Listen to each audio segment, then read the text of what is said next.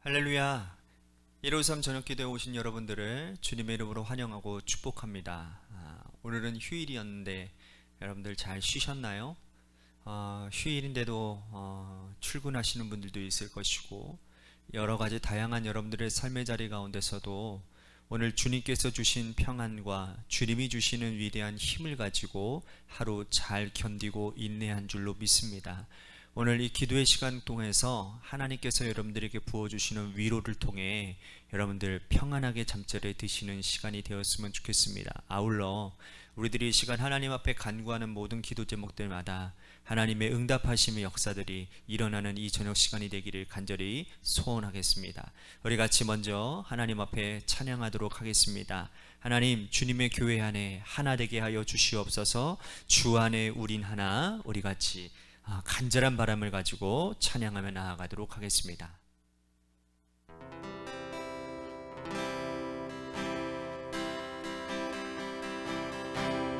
주 안에 우린 하나, 모습은 달라도 예수님 한 분만 바라네. 사랑과 선행으로 서로를 격려해 따스함으로 보듬어가리. 주님 우리 안에 함께 하시니 형제자매의 기쁨과 슬픔 느끼네. 내 안에 있는 주님 모습 보네. 주님 기뻐하시네.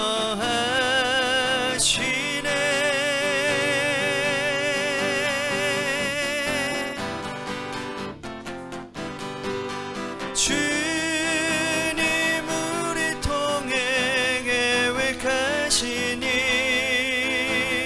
부족한 입술로 찬양하게 하시니.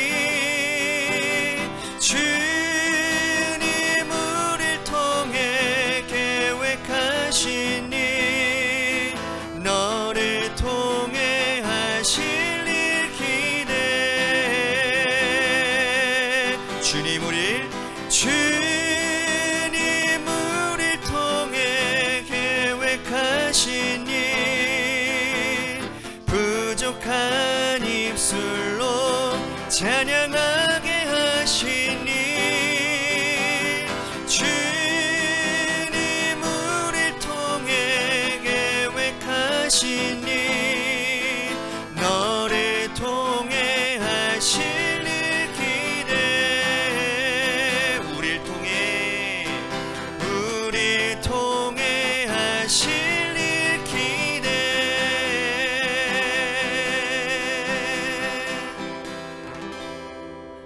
기도하겠습니다.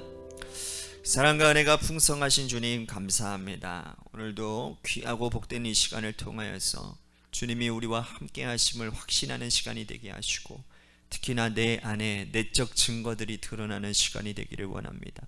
주님을 믿는 믿음 가운데서 확신 가지고 기도하고 낙심 가운데 절망 가운데 빠져 있더라도 이 시간 기도함 가운데 주님이 내 안에 함께 하심을 믿는 믿음 가운데 소망을 품고 다시 일어서는 은혜가 있도록 도와주옵소서. 이 시간 하나님의 말씀을 듣고 또한 우리들의 삶을 점검하고자 합니다. 주님의 말씀 위에 바로 서는 하나님 건강한 신앙인들 되도록 이 시간 이 말씀 시간을 주관하여 주옵소서. 사랑이 많으신 예수님 이름 받들어 간절히 축복하며 기도하옵나이다. 아멘. 이 저녁 시간에 하나님이 우리에게 주신 말씀 보도록 합니다.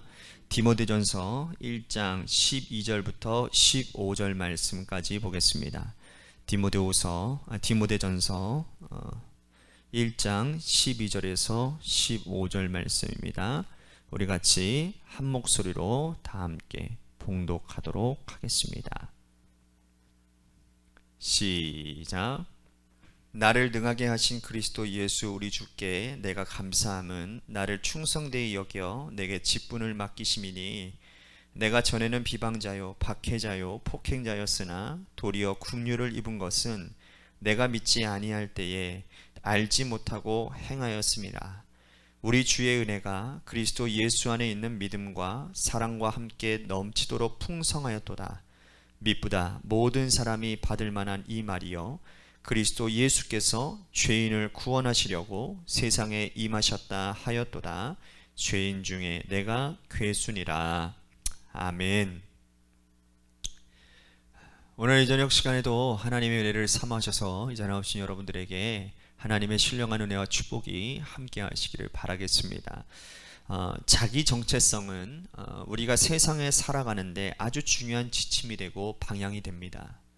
어떤 사람이 자기 자신을 긍정적으로 바라보고 또 스스로를 힘차고 아름다운 사람이라고 생각하고 살아가면 작은 실패에서도 금방 일어설 수 있습니다. 스스로를 긍정하고 자기를 사랑하기 때문에 작은 실패에도 나는 반드시 일어설 수 있다라는 분명한 확신을 가지고 일하기 때문이죠. 반면에 자기를 부정적으로 바라보고 항상 나를 불안한 눈으로 바라보는 사람이 있다면 그러한 정체성을 가진 사람은 작은 실패에도 쉽게 무너져 내립니다. 나는 해도 안 되는 사람인가 보다. 나는 하는 일마다 왜 이렇게 잘 안 되는가 라고 생각하기 때문이죠. 특별히 믿음의 사람들, 신앙인은 정체성이 굉장히 중요합니다. 우리가 예수님의 제자로 하나님의 자녀로 이 악한 세상을 승리하고 살아가기 위해서는 분명한 자기 정체성이 있어야 되는 것이죠. 예수 믿는 사람의 자기 정체성은 그리스도와 함께하는 정체성입니다. 나는 연약하고 부족하나 예수님과 함께라면 반드시 승리하고 이길 수 있다는 자기 확신이 있어야 하는 것이죠. 나는 죄인이나 하나님께서 나를 건져주시고 구원해 주셨기 때문에 악한 세상을 당당하게 살아가고 승리할 수 있다는 자신감을 항상 가지고 있어야 합니다. 오늘 본문에서 바울은 디모데에게 영적인 자기 정체성을 심어주고 있습니다. 바울의 서신 가운데 사람에게 쓴 서신이 몇 가지가 있는데 그 몇 가지가 디모데 전후서, 디도서, 빌레몬서입니다. 그 중에 디모데에게 쓴 이 디모데 전서는 목회자 디모데에게 남긴 아버지 같은 바울의 철저한 사랑이 묻어나 있는 목회 서신입니다. 여러분, 바울이 어떤 사람입니까? 바울은 대단한 사도요, 엄청난 목회자요, 또 세상에서 그 어느 누구도 따라올 수 없는 복음 전도자, 사역자였습니다. 그런데 그런 바울이 디모데에게 에베소 교회를 맡기고 목회를 부탁했다라는 거예요. 바울이 에베소에서 얼마나 열심히 복음을 전했습니까?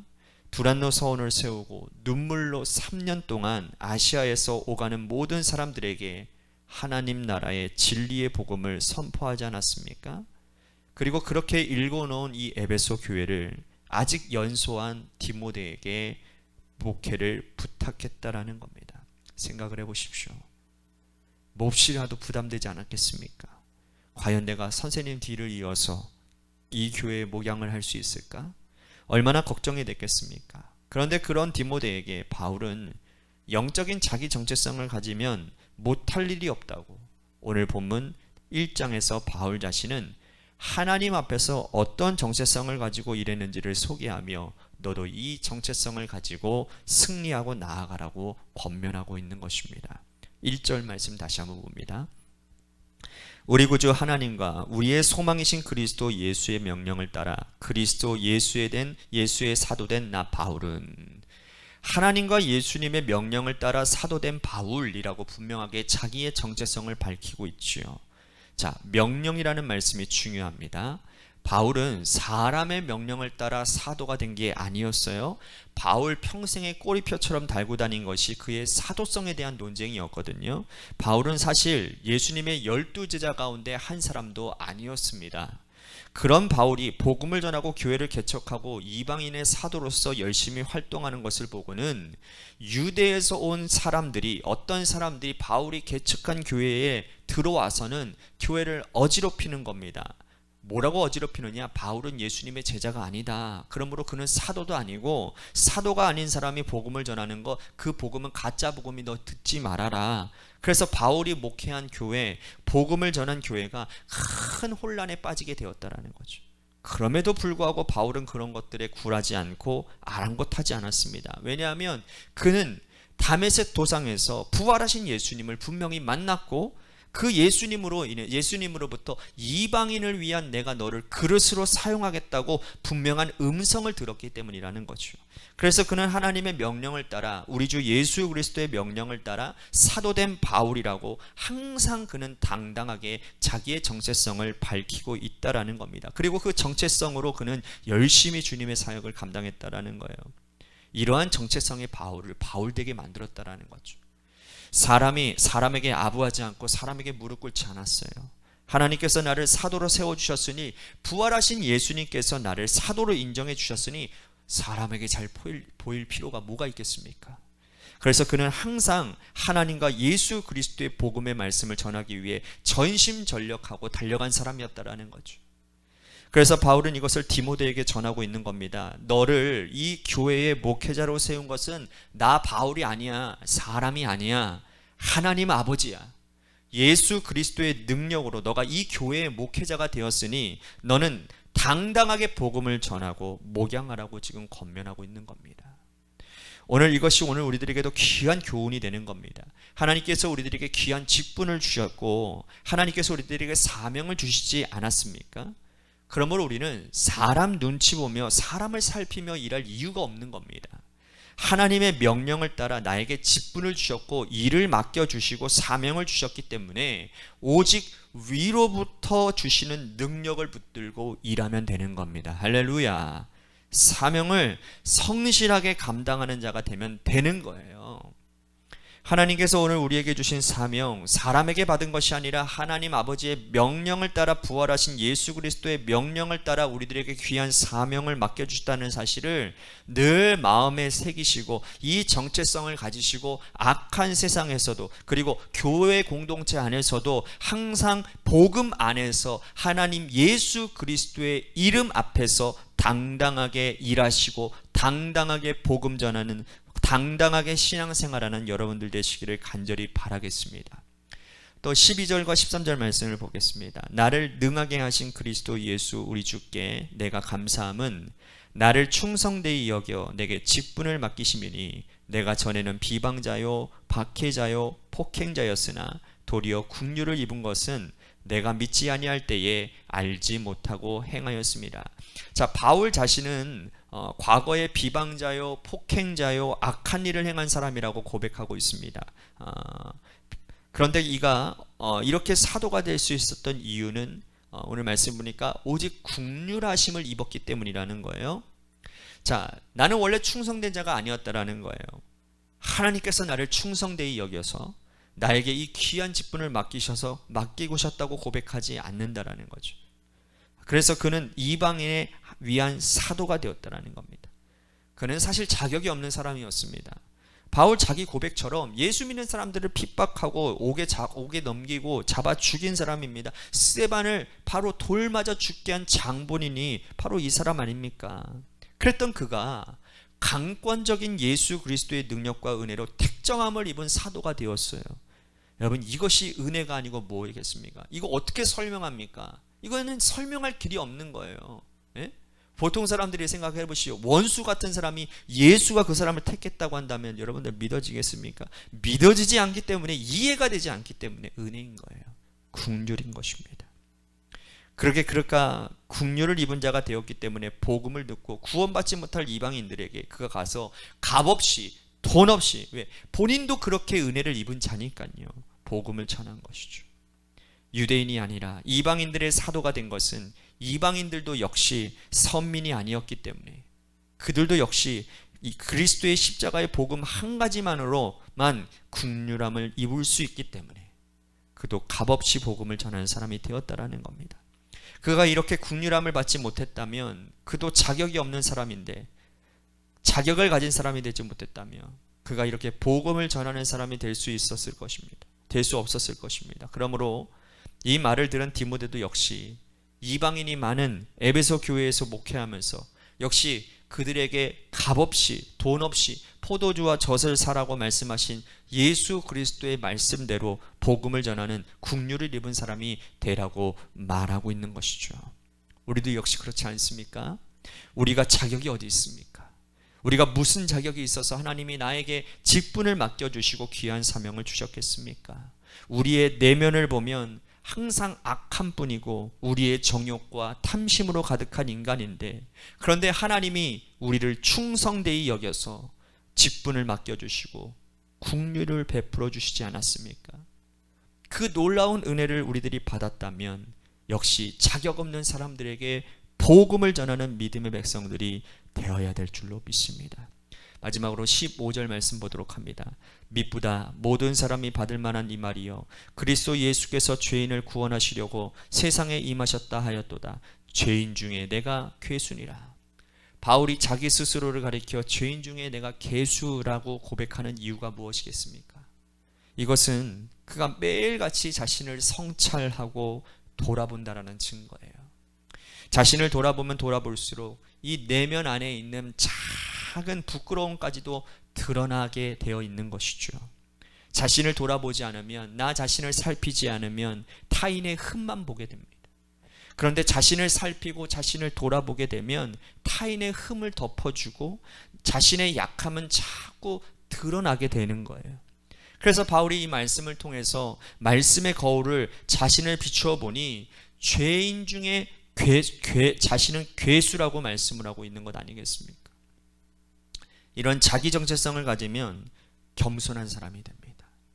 자신을 말씀 위에 제대로 살피지 아니하면 교만한 사람이 되어 타인을 정죄하는 것만 일삼게 되지만, 그러나 말씀에 자신을 비추고 자신을 돌아보면 죄인임을 깨닫고 자기를 항상 하나님의 말씀 앞에 세우는 겸손한 사람이 될 것입니다. 바울이 이 말을 디모데에게 하는 이유는 뭡니까? 목회자는 모름지기 겸손해야 되기 때문이라는 거예요. 항상 말씀 앞에서 자기 자신을 비추고 자신의 연약함을 돌아보고 성도의 약함을 감싸줄 수 있어야 된다는 거예요. 그렇지 않으면 항상 지적하고 항상 죄 정죄하고, 그러면 성도들은 정죄감의 죄의식에 사로잡혀 살아갈 수밖에 없다라는 거예요. 우리가 신앙생활 30년, 40년 평생을 했다면 우리 스스로가 타인의 허물과 약점을 감싸주는 사람이 되어야 되는 겁니다. 그렇게 하기 위해서는 매일 말씀의 거울을 삼아 우리를 비추고 내가 얼마나 큰 죄인인지, 나는 하나님의 말씀을 제대로 지키지 못하고 있는 죄인임을 깨달은다면 나를 이렇게 긍휼하게 여기신 하나님의 사랑을 깨닫게 되고, 그 깨달음으로 인해서 성도를 감싸고 타인을 용서하고 이해할 수 있게 된다는 거죠. 부디 오늘 말씀, 바울 스스로가 자기 정체성을 고백한 이 말씀을 꼭 기억하시고 우리도 이 정체성을 가슴에 안고 믿음 생활하고 세상을 향해 당대히 나아가는 저와 여러분들이 되시기를 바라겠습니다. 오늘 말씀을 생각하면서 우리 같이 기도했으면 좋겠습니다. 나라고 하는 정체성, 우리는 교만해질 수 없는 존재들입니다. 늘 하나님의 말씀 앞에서 겸손하게 하여 주시옵소서. 나의 약함과 나의 허물을 발견하고, 그리고 나에게 주신 직분에 대한 확신을 우리가 있어서 하나님의 은혜를 입은 자로서 우리들이 어떻게 하나님의 그 귀한 위대한 일들을 감당할 수 있겠습니까? 우리의 능으로는, 우리의 직분으로, 우리의 신분으로, 우리가 가지고 있는 것으로는 절대로 불가능합니다. 은혜를 입어야 되는 거예요. 그 은혜를 입은 자가 주님의 일들을 은혜롭게 감당할 수 있게 된다는 사실이죠. 오늘 말씀을 생각하면서 우리 같이 기도의 자리로 나아갔으면 좋겠고요.